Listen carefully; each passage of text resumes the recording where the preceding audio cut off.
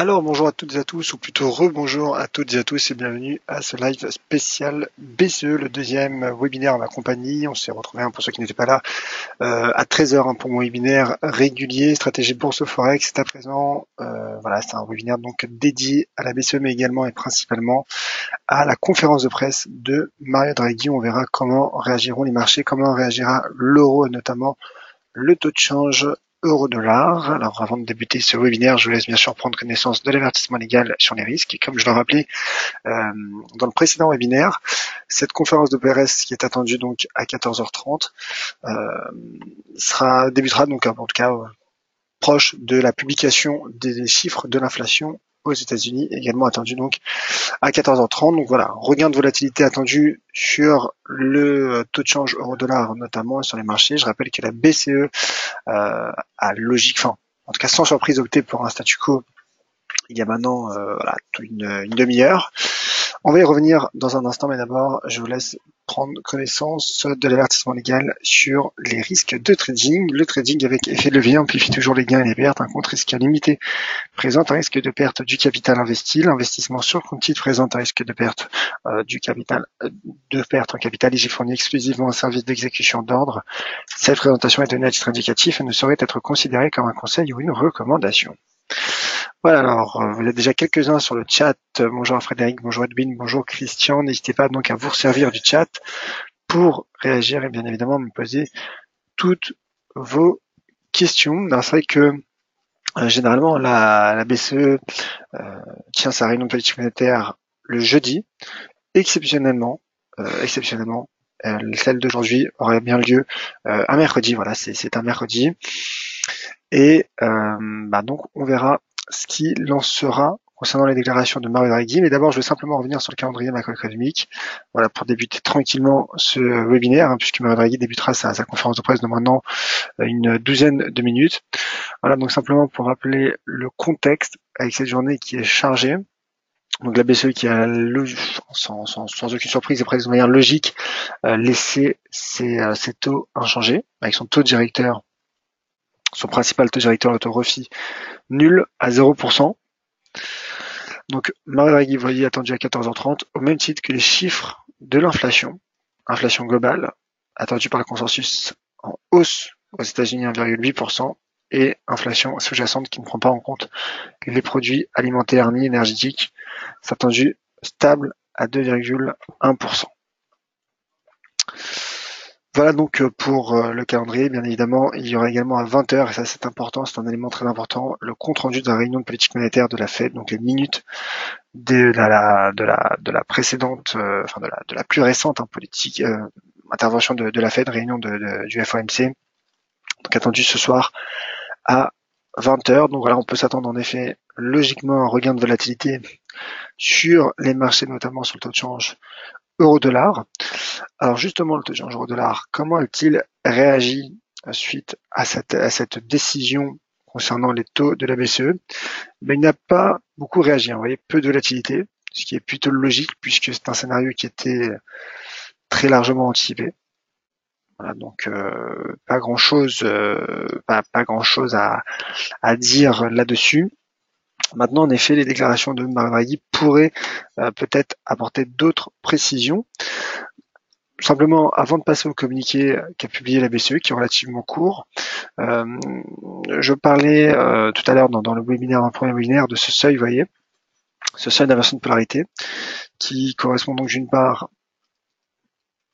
à cette ligne de coude épaule tête épaule inversée, 1,253, et qui correspond également, donc à présent, à un niveau de support, vous voyez, avec ce double rejet, pullback, ce deuxième rebond, second rebond consécutif, et maintenant le cours donc pourrait reprendre sa marche en avant en direction de cette prochaine résistance à 1,1334.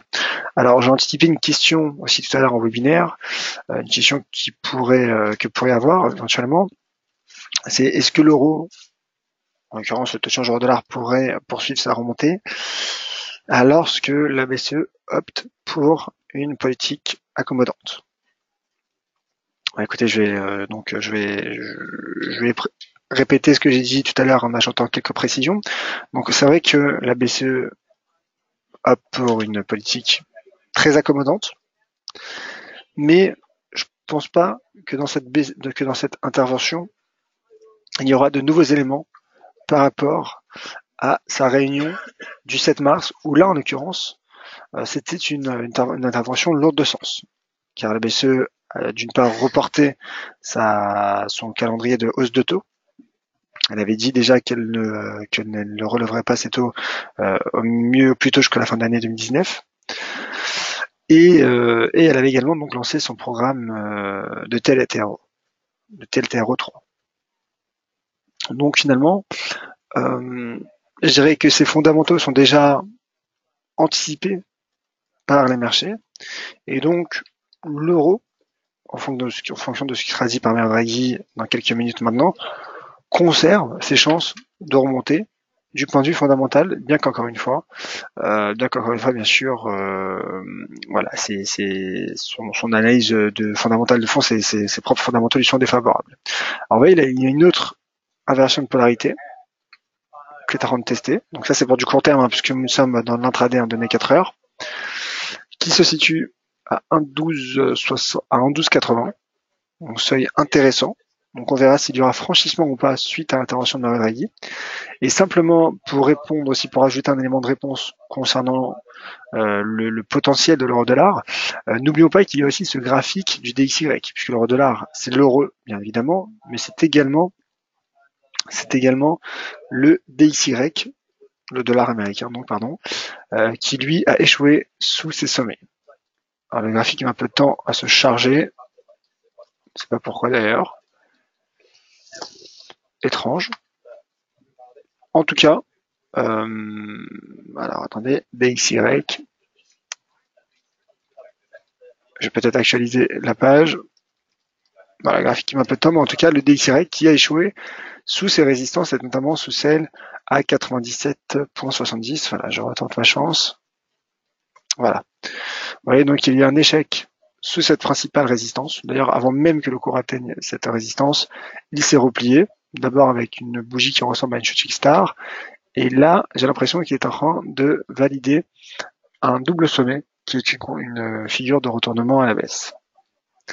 Donc risque baissier à court terme sur le mois sur le dollar américain, ce qui pourrait donc soutenir le taux de change euro-dollar, d'autant plus que regardez l'indice euro, l'indice XY, lui, tente au contraire de s'écarter de ces creux, dont le creux qui a été enregistré suite à l'intervention de la BCE du 7 mars. Mais voilà, c'est vrai qu'il reste couvert par des résistances, et notamment cette droite de tendance baissière. Donc voilà déjà pour le contexte technique du taux de change euro-dollar à maintenant près de 5 minutes avant que la conférence de presse débutera. Alors je voulais juste vous montrer le communiqué qu'a publié la BCE. Voilà, communiqué qui est relativement court,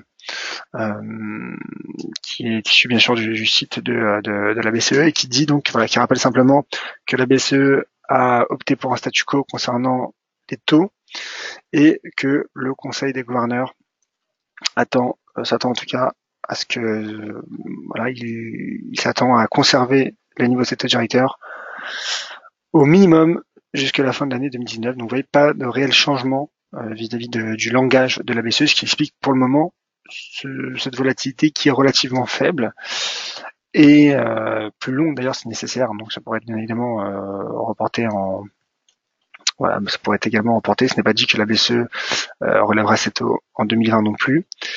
Et bien sûr, donc la BCE qui continue de viser un taux d'inflation sous mais proche les 2%. Et la BCE qui a également donc parlé de ce programme voilà, de rachat d'actifs, qui a parlé donc de ces qui va continuer de réinvestir les principaux paiements de la maturité, donc des actifs arrivés à maturité achetés sous le quantitative easing, donc le programme de rachat d'actifs.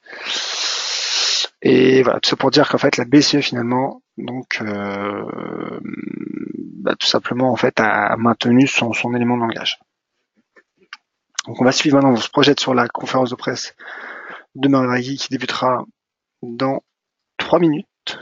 3 minutes et 30 secondes, très exactement, à 3 minutes 30. J'ai le compte à rebours. Et on va suivre aussi bien sûr les chiffres de l'inflation comme je disais. Alors je vois qu'il y a déjà quelques commentaires.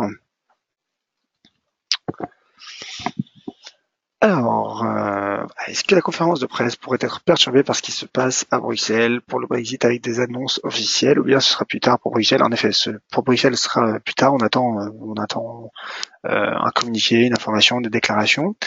Maintenant, peut-être qu'il y aura des journalistes qui demanderont, je sais pas, qui poseront des questions à Mario Draghi sur les éventuelles conséquences du Brexit, sur l'économie de la zone euro. Je ne sais pas, on verra ce qu'il en sera, mais a priori non. En tout cas, pour répondre à votre question. Alors bonjour à François.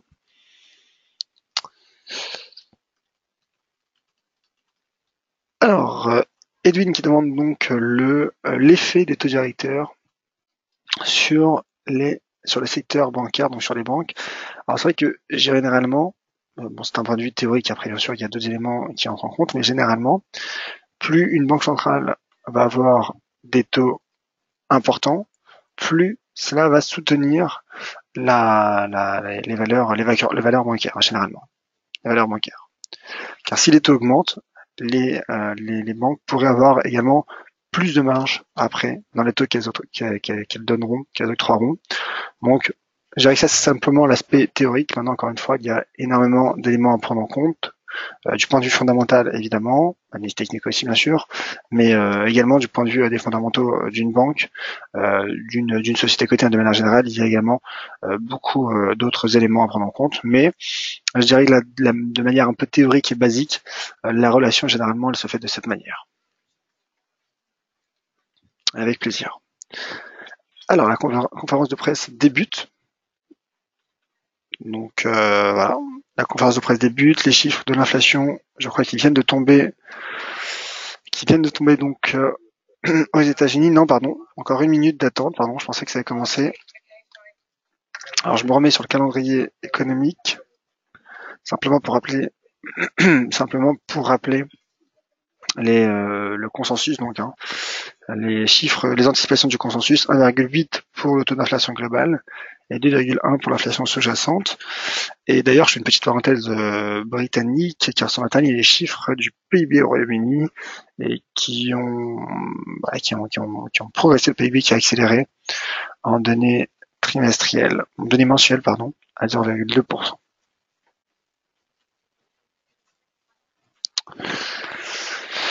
Sinon, concernant le reste de la fin de semaine, c'est vrai qu'il n'y a pas énormément d'éléments à prendre en compte, en tout cas concernant l'euro-dollar. Il y aura bien sûr les chiffres de l'inflation la nuit prochaine en Chine. Et c'est aussi dans l'indice de confiance du Michigan. Alors, Mario Draghi. Et en même temps, l'inflation. Donc, je jette un œil sur mon autre écran, la conférence de presse qui s'apprête à débuter dans un instant, un peu moins d'une minute maintenant, quelques secondes. Je rappelle que si vous avez des questions ou si vous souhaitez que je revienne sur un chiffre en particulier, n'hésitez pas.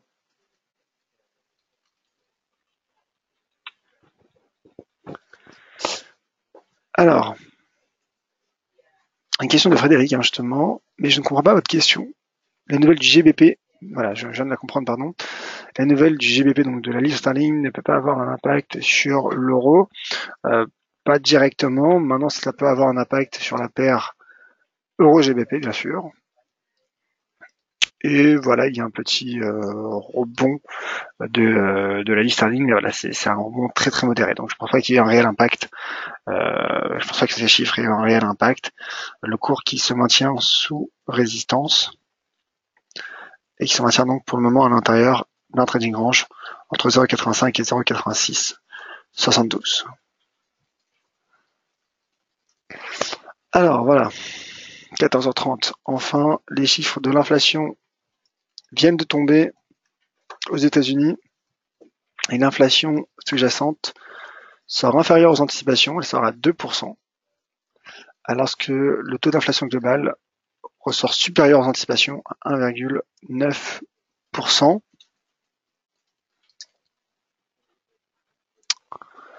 Donc c'est en effet des chiffres, voilà, taux d'inflation globale qui sort supérieur aux attentes, 1,9%. Par contre, l'inflation sous-jacente inférieure, puisqu'elle ressort à 2%. Et la réaction donc de l'euro-dollar, on la constate de suite. Le taux de change euro-dollar, parce qu'on attend Mario Draghi évidemment. Voilà, donc le taux de change euro-dollar, qui reste, hein, vous voyez, pour le moment plutôt bien orienté, mais qui ne parvient pas encore à franchir cette résistance à 1,1280. Il y a un joli 16 inverse de polarité. Bon, c'est vrai que j'ai plutôt d'opinion aussi sur l'euro-dollar, avec cette tête épaule inversée.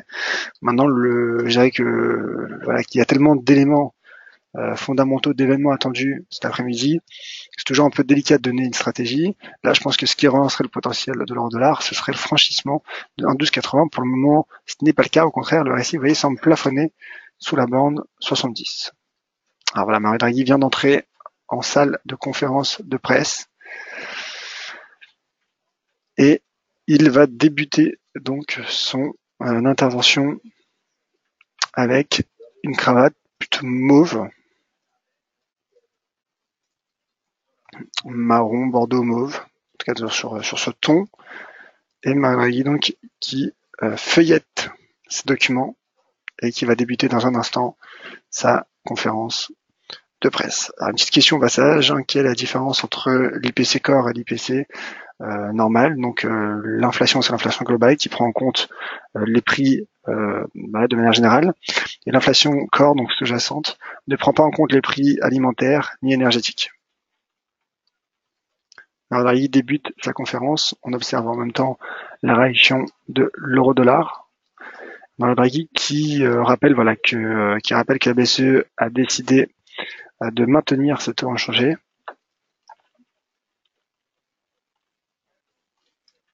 Voilà, et Mario Draghi donc qui rappelle que la BCE ne relèvera pas ses taux d'intérêt au plus tôt jusqu'à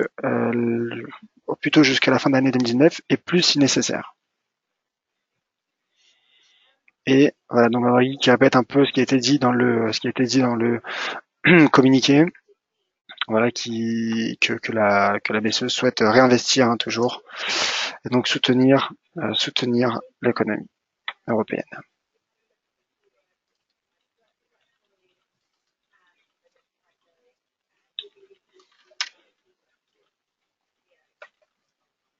Voilà, donc Mario Draghi qui répète que la BCE conserve sa politique de soutien, sa politique accommodante. Et Mario Draghi donc qui indique que l'objectif, qui répète que l'objectif principal se situe concerne en tout cas l'inflation à sous mais proche de 2%.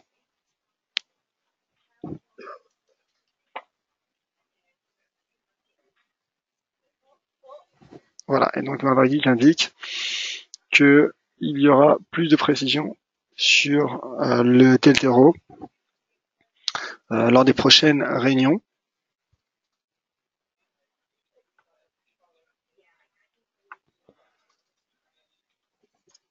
Alors, je regarde en même temps.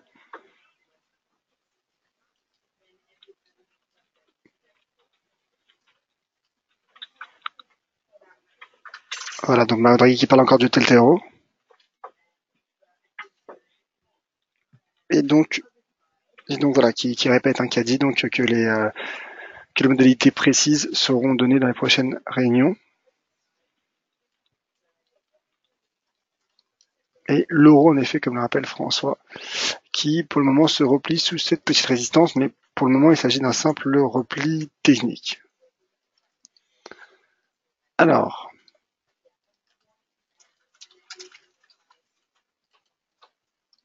voilà pour le moment de ce que dit Mario Draghi. Donc pour le moment, pas de grande précision, pas de grande nouveauté du côté donc de Francfort et du côté de Francfort et de la BCE. Voilà, Mario Draghi donc a indiqué que nous sommes prêts à ajuster tous les instruments si nécessaire. Donc la BCE qui voilà, Mario Draghi qui reste accommodant. Et pour le moment, voilà, pas grand chose à dire. Donc on va peut-être en profiter pour faire un tour d'horizon d'autres paires en euros, parce que c'est vrai qu'il n'y a pas que l'euro-dollar. J'ai parlé de l'euro GBP, on va peut-être parler de l'euro-yen, hein, qui est une paire que j'ai pas mal suivie ces derniers temps. L'euro CHF également.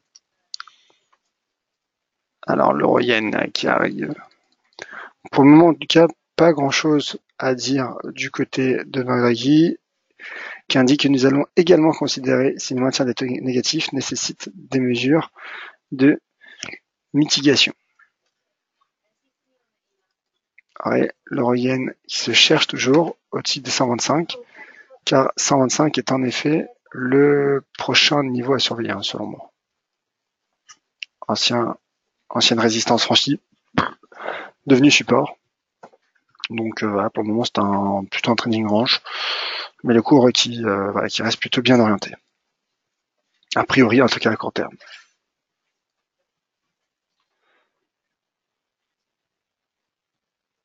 Ouais, dans les maintenant qui parle donc des taux de croissance.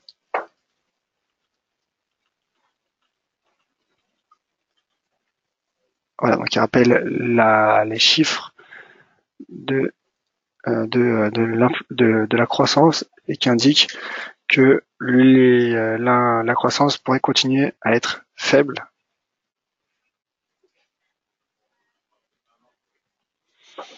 Les incertitudes géopolitiques et le protectionnisme laissent des marques sur le sentiment, indique Mario Draghi. Donc pour le moment, c'est vrai que c'est une conférence de presse plutôt prudente, plutôt accommodante, et ce qui explique notamment le petit repli de l'euro pour le moment, mais voilà, je tiens juste à tempérer. C'est vrai qu'il y a repli de l'euro, mais il n'y a pas non plus retournement de tendance. Je me remets sur l'euro-dollar. C'est vrai que pour que ce soit bien clair, pour pas qu'il y ait de malentendus, vous voyez, l'euro-dollar, bon, pour le moment, il s'agit d'un simple repli technique. Hein. Cela ne remet pas en cause le rebond, ni le rebond entamé à l'entame du mois d'avril, à l'amorce du mois d'avril. Donc c'est un contexte complètement différent de ce qu'on a pu avoir le 7 mars, où là il y a une vraie chute du cours, vous voyez. Là, non, il s'agit d'un simple repli, pour le moment sous résistance. Donc rien d'inquiétant pour le moment. On a des ceux qui conservent finalement son ton, son langage. Et donc en effet, comme je le disais, Draghi qui a dit que les données économiques continuent d'être faibles.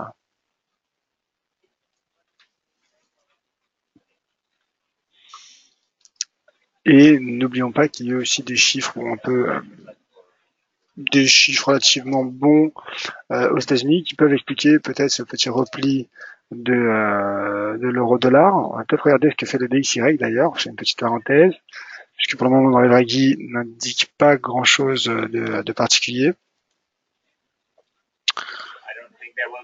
Alors, donc ça c'est le XY, hein, vous voyez, pour le moment qui voilà, se replie, mais qui ne repart pas non plus à la baisse, hein, vous voyez la bougie en cours. Et concernant, donc vous voyez, l'euro reste soutenu par ses supports. C'est vrai que moi l'inquiétude que j'avais, c'était que l'euro casse ses niveaux de support. Donc pour le moment c'était pas le cas, il y a juste un tout petit repli technique, mais tout petit. Et là voilà, le dollar qui se cherche aussi suite à ces chiffres dans l'inflation, mais qui reste confronté à des risques techniques. Je me remets sur le taux de change. Bon, on va parler peut-être de l'euro CHF.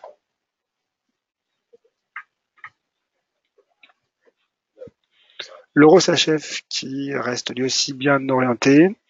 Peut-être un peu d'hésitation, on voyez, avec cette intervention de la BCE, mais le cours qui reste bien orienté à court terme, hein, bien sûr depuis l'entame du mois d'avril aussi, et qui se rapproche donc un peu plus de cette double résistance composée de cet ancien support à 1,1310 et de cette droite de tendance baissière qui part de ce sommet du 14 mai.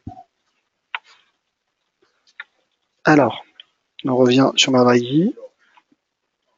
Pas de déclaration particulière pour le moment. J'écoute en même temps que je vous parle, j'écoute la conférence de presse, voilà, qui indique donc, ça c'est important aussi, ce qui vient de dire Draghi, qui explique notamment ce petit repli de l'euro dont je parlais, qui indique donc que l'inflation globale devrait baisser dans les prochains mois.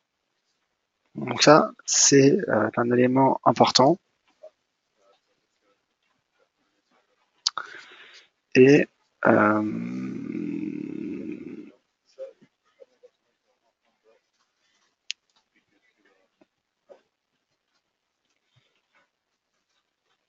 voilà.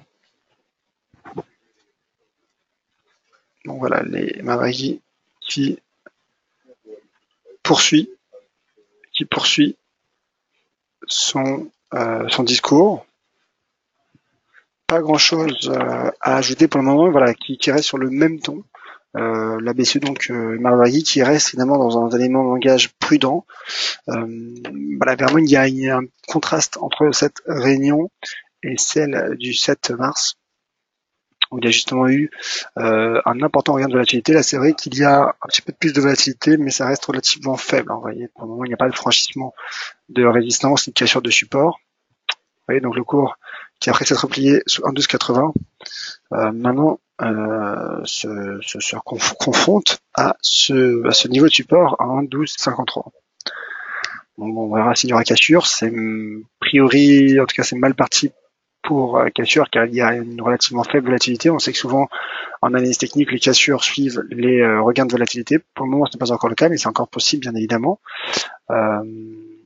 Mais en effet, comme vous dites, mon cher François, la BCE et Mawagi qui restent prudents. Je rappelle qu'il y a 2 semaines environ, Bernanke et Mario Draghi avaient même laissé la porte ouverte à la mise en place de d'autres mesures encore accommodantes. Mario Draghi a même parlé d'un report encore de la première hausse de taux. Donc c'est plutôt logique, ça aurait été plutôt étonnant que la BCE change d'un coup de langage.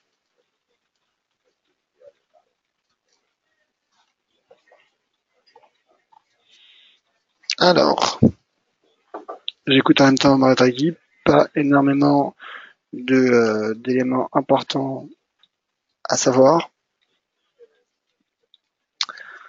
Voilà, donc Mario Draghi indique que notre politique monétaire, les mesures de notre politique monétaire, dont la série de TLTRO, va aider à sauver, à conserver le favorable conditions de prêt bancaire et va continuer à supporter, à soutenir l'accès au financement, en particulier pour les entreprises, les small, les entreprises, les petites et moyennes sociétés. Donc, on voit toujours un langage de soutien et voilà, pas grand chose à ajouter. Je crois que la conférence de presse, donc déjà Marie a fini son discours. Maintenant, c'est le tour des questions et il n'y a pas vraiment d'autres éléments particuliers. Mabagi qui indiquait que tous les pays devront se renforcer leurs efforts pour accomplir pour obtenir une plus grande croissance.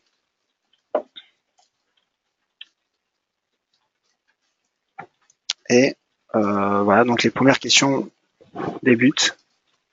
Si vous avez des questions me concernant, en tout cas concernant, je veux dire, les marchés, n'hésitez pas à me faire savoir. Voilà, Draghi donc qui indiquait que donc tous les pays devraient intensifier leurs efforts pour parvenir à une composition des finances publiques plus favorable à la croissance. Et voilà, pas grand chose à ajouter. Voilà, c'était là, je crois, la dernière vraiment phrase c'est marquante de la BCE. On va peut-être dire un mot sur les indices européens. Alors, ce que fait le CAC 40.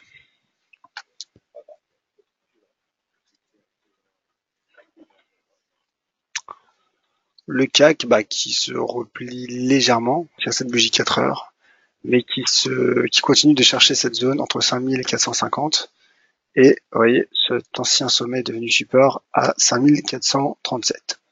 Donc pas grand chose pour le moment pour le CAC 40 qui reste soutenu par sa première zone de support, donc à très court terme. Et concernant le DAX,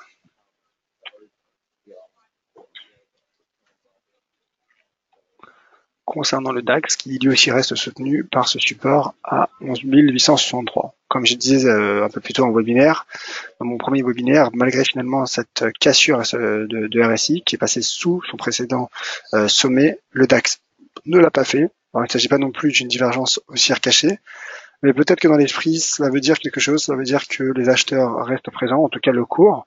Le cours reste soutenu par ce niveau de support et donc un rebond depuis ce niveau relancerait le DAX. Donc d'une part, en direction des 12 000 points sous lesquels il s'est replié,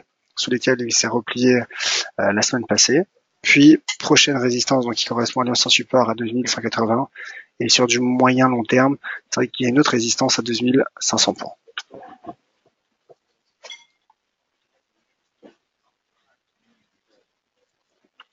Et ben voilà, pas grand chose à ajouter concernant Mario Draghi. J'écoute en même temps quelques questions, les commentaires de Mario Draghi.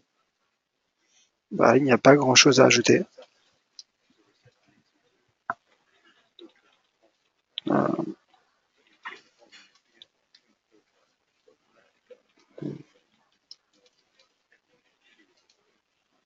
J'écoute en même temps les questions.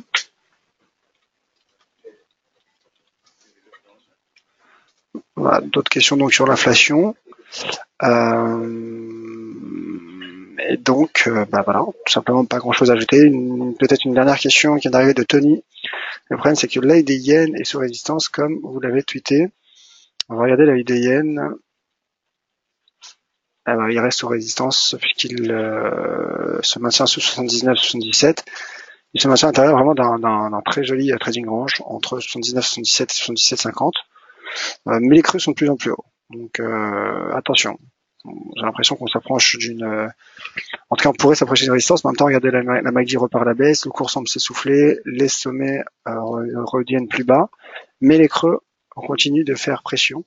Donc pour le moment, je continue de croire qu'il y a un risque assez naturel sur résistance, mais prudence quand même sur l'œil des yens. Et ben voilà, je pense avoir fait le tour de toutes les questions. Donc Mario Draghi qui reste accommodant, la BCE qui a maintenu ses taux directeurs, donc il a laissé ses taux directeurs inchangés, taux refi nul, le taux marginal à moins 0,25 et le taux de refinancement le taux marginal à 0,25 et le taux de rémunération des dépôts à moins 0,40. Les chiffres de l'inflation aux États-Unis sont ressortis donc de manière un peu mitigée, puisque l'inflation globale est sortie supérieure aux attentes du consensus à 1,9% et l'inflation sous-jacente est ressortie inférieure aux attentes du consensus à 2% en données annualisées, en rythme annualisé. Et je rappelle donc que ce soir à 20h, il y aura la publication du compte-rendu, donc les minutes de la réserve fédérale. Voilà. Merci pour ce live spécial. Pour une fois, j'ai pu suivre et écouter avec plaisir mon cher Christian. Edwin, donc, qui ajoute un commentaire. Mon impression est que la BCE attend pour voir ce qui va se produire dans l'industrie pour ensuite tenter d'agir. Là, je pense plutôt que clairement la BCE ne cache pas sa volonté de soutenir l'économie, mais surtout de relancer l'inflation qui reste faible et donc la BCE qui reste accommodante et voilà, pas énormément de regain de volatilité, pas énormément de volatilité, ce qui est plutôt logique puisque finalement peu d'éléments ont changé. Voilà, il n'y a rien de particulier, rien de spécial, hein, je dirais quasiment par rapport à la précédente réunion du 7 mars. Merci mon cher Bertrand, merci à toutes et à tous donc d'avoir participé au chat et merci à toutes et à tous donc d'avoir été présents. Vous avez été très nombreux d'ailleurs à suivre ce webinaire, je vous en remercie. Le prochain temps marché en ma compagnie aura lieu demain, jeudi à 13h, comme chaque jeudi. Hein. Donc vous savez, mon webinaire du mardi au jeudi à 13h, donc voilà, je vous attends nombreux. Et d'ici là, donc vous retrouverez Valentin en France ce soir pour un webinaire éducatif à 18h, via l'inscription sur dailyfx.fr. Et demain aussi, Valentin pour son webinaire régulier à 9h. Voilà, merci, j'apprécie beaucoup, comme vous le savez, hein, ces journées BCE, même si généralement c'est jeudi. Voilà, donc la réunion de la BCE a eu lieu mercredi exceptionnellement. Merci Tony, merci Edwin. En effet, le thème de ce soir, comme le rappelle Tony, sera sur les formations des chandeliers en creux, donc avec Valentin. Enfin, c'est un webinaire, un thème intéressant. Et donc je vous attends demain nombreux à 13h pour mon webinaire stratégie bourse Forex. Merci à toutes et à tous et prudence sur le marché. Et à demain. N'oubliez pas aussi de me suivre sur Twitter @UAVNizar pour des questions, commentaires. Voilà, si vous avez des graphiques à m'envoyer, n'hésitez pas sur Twitter @UAVNizar. Merci.